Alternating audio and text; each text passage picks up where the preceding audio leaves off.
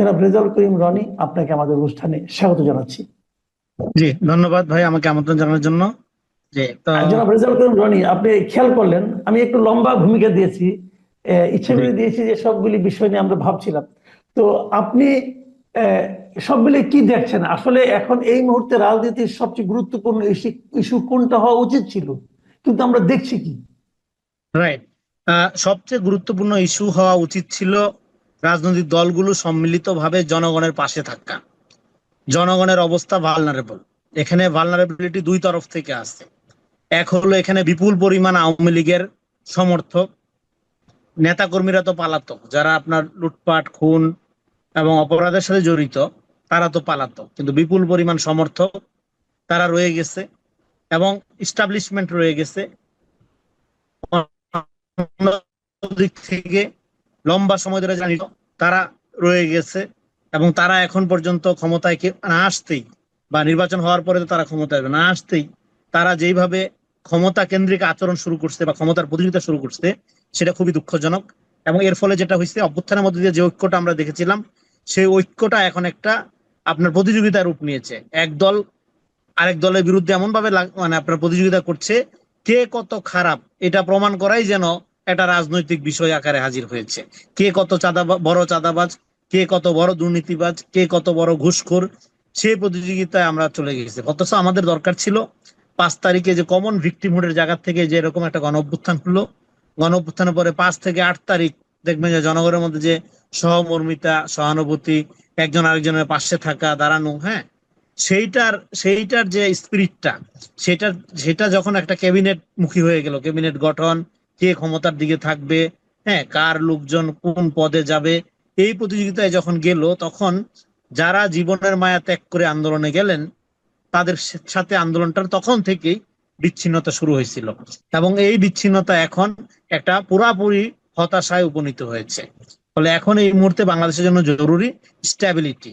আমরা সবাই বড় বড় কথা বলি, আমরা সবাই বড় বড় সংস্কারের কথা বলি, কিন্তু জনগণের ডে টু ডে লাইফ, সাধারণ মানুষের ডে টু ডে লাইফ, হ্যাঁ, একই রকম রয়ে যায়। এই জন্য যেটা বলা হয় পপুলারলি, বিপ্লব হোক বা না হোক, জনগণের ভাগ্য পরিবর্তন খুব কমই হয়। ক্ষমতাটা এলিট শ্রেণীর হাতেই থেকে যায়। Always power captured by elite. এই যে মডেলটা, বাংলাদেশের সমস্যা কোথায়? বাংলাদেশের সমস্যা হলো ক্ষমতাকে, রাষ্ট্রীয় ক্ষমতাকে আমরা পার্সন আকারে চিন্তা করি এবং ওই রাষ্ট্রীয় ক্ষমতার কাছাকাছি যাওয়ার জন্য আমরা সবাই প্রতিযোগিতায় লিপ্ত হয়েছি। রাষ্ট্রকে আমরা একটা সেবামূলক প্রতিষ্ঠান এখনো পর্যন্ত বানাইতে পারিনি। রাষ্ট্র একটা লুটপাটের সিন্ডিকেট। এই সিন্ডিকেটে সাথে কে সম্পর্কিত হবে, কে সম্পর্ক স্থাপন করতে পারবে, সেটাই হয়ে যায় প্রতিযোগিতার বিষয়। ফলে এই মডেলটাই 5 তারিখের পরে আমরা অবসান চাইছিলাম। আমরা চাইছিলাম রাষ্ট্র একটা সেবামূলক জায়গায় যাবে। কেউ আপনার এখানে সমস্ত দল মত নির্বিশেষে একটা নাগরিক অধিকার ভিত্তিক একটা রাষ্ট্র আমরা চাইছিলাম, কিন্তু সেটা লক্ষণ দেখা যাচ্ছে না। কারণ সেটা চাওয়ার জন্য যেই ধরনের রাজনৈতিক কালচারের ভিতর দিয়ে আমাদের যেতে হয়, অভ্যুত্থানের পরে আমরা সেই কালচার দিকে যাচ্ছি না। নতুন পুরানা, ইভেন নতুন দল যেটা অভ্যুত্থানের ভিতর থেকে উঠছে, তারাও পুরানা কালচারের মধ্য দিয়েই আপনার কিন্তু পথ চলতেছে। ফলে এইটা, এই জন্য আমাদের 5 তারিখের এই ব্যাপারটা আমরা সবাই মুখে বলি, কিন্তু এর ফলে যে নতুন রাজনীতিটা দরকার, সেটা তো শুধু মুখে নতুন বলতে বা নতুন বন্দোবস্ত বললেই হবে না।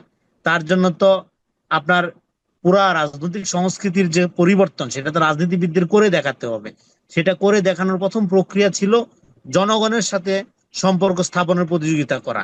কিন্তু জনগণের সাথে সম্পর্ক স্থাপনের প্রতিযোগিতার চেয়ে আমরা দেখছি ক্ষমতার সাথে সম্পর্ক স্থাপনের পুরানা যে রাজনৈতিক প্রতিযোগিতা, সেইখানে রাজনৈতিক দলগুলো ব্যস্ত। আচ্ছা, এখানে আরেকটা প্রসঙ্গ ইদানিং খুব বেশি বেশি উঠছে, সেটা হলো জুলাই সনদ। এই জুলাই সনদ নিয়ে অনেকে মানে যেমন বিএনপি কিছু কিছু ক্ষেত্রে মানলেও জামায়াত এবং এনসিপি কে দেখি তারা বলছে যে তারা এগুলি কিছু কিছু বিষয়ে তারা আপত্তি আছে। এবং এই জুলাই সনদটা আসলে কি হবে, এটা কেন, এটার মধ্যে কি থাকবে, এই সম্পর্কে আমাদের দর্শকদের একটু ধারণা দিতে পারবেন? জুলাই জুলাই সনদ তো একটা, এটা নিয়ে আমরা প্রথমেই কথা বলছিলাম। জুলাই সনদ একটা হওয়ার দরকার ছিল, যেটা এটা দুইটা জিনিস আছে এখানে। একটা হলো জুলাই ঘোষণাপত্র, আর একটা হলো জুলাই সনদ। এখন জুলাই ঘোষণাপত্র যখন তারা দিতে গিয়ে দেখলো যে এখানে জুলাই ঘোষণাপত্রে এক এক শ্রেণীর বা এক দলের মতাদর্শ বেশি প্রাধান্য পাচ্ছে, তাদের রাজনীতির অনুকূলে সেখানে তারা মানে কি বলবো, সেই ধরনের বয়ান বক্তব্য তারা হাজির করার চেষ্টা করছিল। ফলে তখন এটা নিয়ে আপত্তি উঠলো অন্য দলগুলো।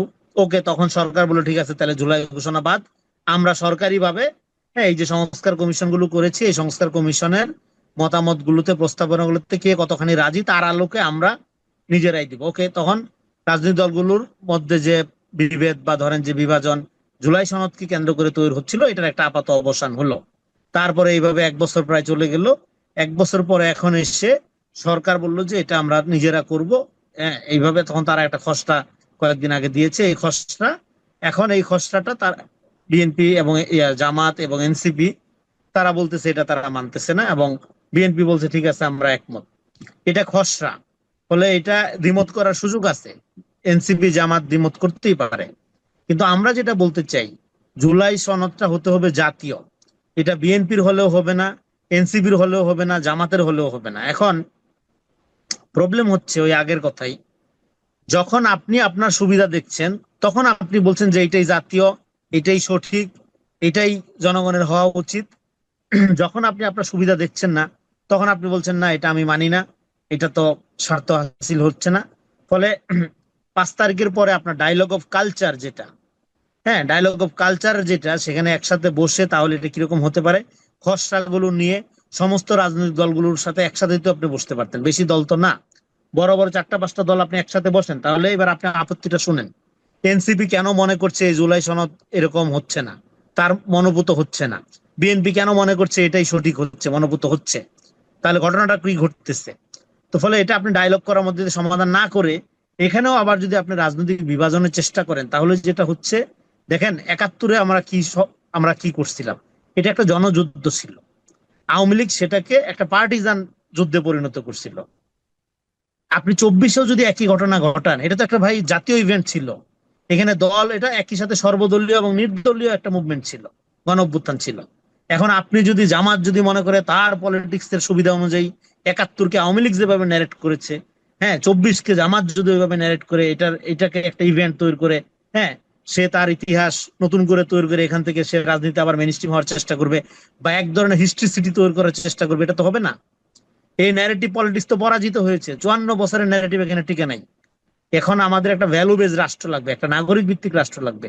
এখানে দল যার যার থাকুক, রাষ্ট্র সবার প্রতি ইনসাফ করবে। আমার দল কোনোদিন ক্ষমতা না গেলেও রাষ্ট্র আমার প্রতি বেইনসাফি করবে না। এরকম একটা জায়গায় আমাদের আসতে হবে। সেখানে এখনো যদি আপনি আপনার দলের বয়ান, মতাদর্শিক পজিশন, এইটার আলোকে যদি জুলাই না হয়, আপনি এটার পুরা বিরোধিতা করবেন, আপনি এখানে সাইনই করবেন না, যাবেনই না, তাহলে জাতীয় ঐক্যবদ্ধ হবে কিভাবে? আপনার এই জন্য দলগত যে যার যার স্বার্থটা, এটার আগে জাতীয় স্বার্থকে আপনি প্রাধান্য দেন। জাতীয় স্বার্থ প্রাধান্য দিতে গিয়ে আপনার দলের রাজনীতি যদি ফর টাইম বিং ক্ষতিগ্রস্ত হয়, কোনো সমস্যা নাই, এটা মানুষ কিন্তু মনে কিন্তু রাখবে। একটা কথা, আমি আপনার কথা বুঝতে পারছি, আপনি আপনার যে এইটা চিন্তাটা, কিন্তু প্রশ্ন হলো বাংলাদেশের রাজনৈতিক দলগুলো কি আপনি এতদিন ধরে যেভাবে দেখেছেন, তাদের যে চরিত্র আপনার কাছে পরিষ্কার হয়ে আছে, সেই কথাটাকে বিবেচনায় রেখে আপনি কি প্রত্যাশা করেন যে সবগুলি রাজনৈতিক দল তাদের দলীয় স্বার্থকে জলাঞ্জলি দিয়ে জাতীয় স্বার্থে ঐক্যবদ্ধ হতে পারবে? আপনার অভিজ্ঞতা কি বলে? এটা এটা প্রত্যাশা করাটা একটু বাড়াবাড়ি, এটা সত্য, এটা প্রত্যাশা করার মতো বাস্তবতায় আমরা নাই। কিন্তু আপনি তো এই ঘটনা 5 তারিখে ঘটাইছেন। 5 তারিখে বিএনপির নামে তো আন্দোলন হয় নাই, জামাতের ব্যানারে তো আন্দোলন হয় নাই, বা এনসিপির ব্যানারেও তো আন্দোলন হয় নাই। এটা নির্দলীয় ব্যানারে কেন আন্দোলন হয়েছে? সবাই ঐক্যবদ্ধ কেন নির্দলীয় ভাবে হইল? কারণ এর মধ্যে একটা ইনোসেন্ট জাতীয় স্পিরিট ছিল। জনগণ মনে করছে এখানে হাসিনার অন্যায়ের বিরুদ্ধে নামতেছে যারা, তাদের ক্ষমতায় যাওয়ার কোনো ধান্দা নাই, তারা বস্তুগতভাবে কিছু অর্জন করতে চাচ্ছে না। এই তো তার মানে কি, জাতীয় স্বার্থের একটা ব্যাপার। হাসিনা দেশটাকে ধ্বংস করে দিচ্ছে, লুটপাট করতেছে, মানবাধিকার লঙ্ঘন করছে, দেশ দেশ রক্ষার এই যে আপনার নিঃস্বার্থ অনুপ্রেরণা, সেটাই তো মানুষকে উদ্বুদ্ধ করেছে রাস্তায় নামতে। তো সেটা তো জি। আপনি মাত্র 1 বছর আগে ঘটাইলেন। এখন 1 বছর পরে আবার যদি আপনি পুরানা বিভাজনের মধ্যে যান, হয়তো মানুষ কষ্ট পাবে, মানুষ হয়তো আবার নতুন করে বঞ্চিত হবে, কিন্তু এটার রেজাল্ট কিন্তু ভালো হয় না। মানুষ তো প্রতিরোধ করে ভাই, মানুষ সময় নেয়। 90-এ করছে, 90-এর পরে এরপরে টুকটাক আন্দোলন হয়েছে, কিন্তু বড় আকারে ম্যাসিভ মেসাকার তো ঘটলো বাচ্চাদের। দেখেন এই আন্দোলনে গর্বের কিছু নাই রাজনৈতিক দলগুলো, কারণ আপনি আপনার বাচ্চা বাচ্চা ছেলে মেয়েদের হারাইছেন। এমন একটা রাজনৈতিক ব্যবস্থা আমাদের যে তাদের জীবনের বিনিময়ে আমাদের এক ধরনের রাজনৈতিক স্বাধীনতা অর্জনের কথাবার্তা বলার সুযোগ তৈরি করতে হইল। এটা তো অপূরণীয় ক্ষতি। এটা শুধু সেই বাবা মার ক্ষতি না, যে ছেলেটা মারা গেল সে তো মহান প্রতিভাবানও হইতে পারতো, সে তো আইনস্টাইনের চেয়ে বড় ক্যাপাবল হইতে পারতো। আপনি তার জীবন বিকশিত করার সুযোগ দিলেন না। তার মানে আপনারা রাজনীতি করতে করতে এমন এক দেশ গঠন করছেন যেখানে শিশুর নিরাপত্তা নাই, নারীর কোনো নিরাপত্তা নাই। তো এই দেশে এইটা যদি হয়, তো যেখানে মানুষের সম্ভাবনা থাকে না, সেখানে আপনি রাজনীতি কার জন্য করেন? সে রাজনীতির কি মূল্য থাকে? তো ফলে এখানে রাজনীতি তো জনগণকে হতাশ করতেছে, এবং আপনার সমস্ত কোয়ালিটির লোক বিদেশ চলে যাচ্ছে। আপনি জাতি কিভাবে গঠন করবেন? আওয়ামী লীগের সময় একদল চলে যাচ্ছে, এখন হতাশ হয়ে আরেক দল চলে যাচ্ছে। যদি আপনার সমস্ত কোয়ালিটির লোক মনে করে তাদের প্রধান ড্রিম হবে, হ্যাঁ, আপনার লিভ দ্য কান্ট্রি, বাংলাদেশ ছেড়ে যাওয়া, এই দেশ আপনি কিভাবে গ্লোবাল কম্পিটিশনে টিকায় রাখবেন? কোন সেক্টরে না, টিকায় রাখবেন? এখন কথা হলো কি, যারা বাংলাদেশ ছেড়ে চলে গিয়েছিল, যে অন্য দেশে নাগরিকত্ব নিয়েছে, এখন তারাই তো আপনাদের এই সংস্কার প্রক্রিয়ার নেতৃত্ব দিচ্ছে। তাহলে বিদেশ যাওয়াটা তো খারাপ কিছু না। বিদেশ যাবে, ওখানকার নাগরিকত্ব নিবে, এসে আমাদের ক্রাইসিসে আবার আমাদেরকে হেল্প করবে, এই তো আমরা দেখতে পাচ্ছি। না, এটা বিদেশ যাওয়া খারাপ কিছু সেটা আমি বলছি না, কিন্তু আমি বলতেছি যে সাধারণ নাগরিকদের যারা যারা এখান থেকে বিদেশ থেকে আসছে, তারা এই দেশেও খারাপ ছিল না। এদেশেও তারা এস্টাবলিশমেন্টের মধ্যে ছিল, এদেশেও তারা অধ্যাপনা করতো, এলিট শ্রেণীর অংশ ছিল। কোনো গরিব মানুষ কষ্ট করে বিদেশে যে উন্নতি করে ওরে ও সাধারণত আসবে না, এক্সেপশন ছাড়া। যে হুম। ইউরোপ আমেরিকায় ভালো অবস্থানে আছে, এখন কষ্ট করে নিজেকে এক জায়গায় তৈরি করছে, সে আসবে না বাংলাদেশে, এক্সেপশন বাদে। একটা দুইটা কেসে আসতে পারে যে ঠিক আছে জনসেবা করার চেষ্টা করি ভাইয়া, কিন্তু মোটা দাগে আসবে না। যাদেরকে আপনি নিয়ে আসছেন তারা, আপনি বলেন এই সমাজে, আমি নাম বলতেছি না কারো, তারা এই সমাজে কেউ মধ্যবিত্ত ছিল? সবাই এলিট ক্লাসের অংশ ছিল। তো আপনি হুম। মানে এমন জনগণের পেইনটা, বেদনাটা তারা যে বুঝবে না, এতে তো অবাক হওয়ার কিছু নাই। এবং আচ্ছা, এইভাবে একটা একটা কথা বলেন। আমলাতান্ত্রিক প্রক্রিয়ায় হুম। সংস্কার পৃথিবীর কোন দেশে সফল হয়েছে? ধরেন এখানে সব হুম। এদের উদ্দেশ্য ভালো, সব সৎ, কিন্তু আপনি যখন ডে টু ডে জনগণের ক্রাইসিস গুলোকে ওভারলুক করে পুরা সংস্কার প্রক্রিয়াটাকে একটা আমলাতান্ত্রিক ব্যাপার করলেন এবং নির্বাচন সংস্কার মুখোমুখি দাঁড় করাইলেন, এন্টার ডেমোক্রেটিক প্রসেসকে আপনি আন্ডারমাইন করলেন, সেটার ব্যাপারে জনগণ আস্থা রাখবে কিভাবে? তাহলে হাসিনাও এখন তো এই বলতো, সংস্কার। মানে আপনার জি। ভালোটা আমার ভালোটা হাসিনা দেখে দিত না, আমার ভালোটা আমার দেখতে দিতে হবে। আমি আমার ভালোটা বুঝি ভালো, আপনার বোঝার দরকার নেই। আপনি যত যে জায়গা থেকে আসবেন, মঙ্গল গ্রহ থেকে আসলেও লাভ নাই তো। যে কথা আপনি বললেন যে সংস্কার এবং নির্বাচনকে মুখোমুখি দাঁড় করিয়ে দেওয়া হয়েছে, তাহলে এখন এই মুখোমুখি দাঁড় করানোতে এখন নির্বাচনটা কি মানে আপনার কিছুটা অনিশ্চয়তার মধ্যে পড়ে গেল? নির্বাচন অনিশ্চয়তার কোনো সুযোগ নাই। দেখেন এই গভর্নমেন্ট সম্মিলিত মতামতের ভিত্তিতে বা সব দল মিলে গঠন করছে, তাই না? ফলে এই সরকার সফল হইলে এর দায়ভার সবারই, মানে এর ক্রেডিট সবার যেমন থাকবে, ব্যর্থ হইলে দায়ভার কম বেশি সবার ঘরেই যাবে। কিন্তু এই সরকার যদি একটা ভালো নির্বাচন মানে ভোটাধিকার প্রয়োগ করার মতো একটা নির্বাচন দিতে পারে, আমি মনে করবো এই সরকার সফল। এখন অবস্থা যে জায়গায় গিয়ে দাঁড়াইছে, নির্বাচনই বরং সবচেয়ে বড় সংস্কার হবে এটা দেখা যাচ্ছে। যদি একটা অ্যাকাউন্টেবল নির্বাচন করা যায়, সেইটাই সবচেয়ে বড় সংস্কার হবে।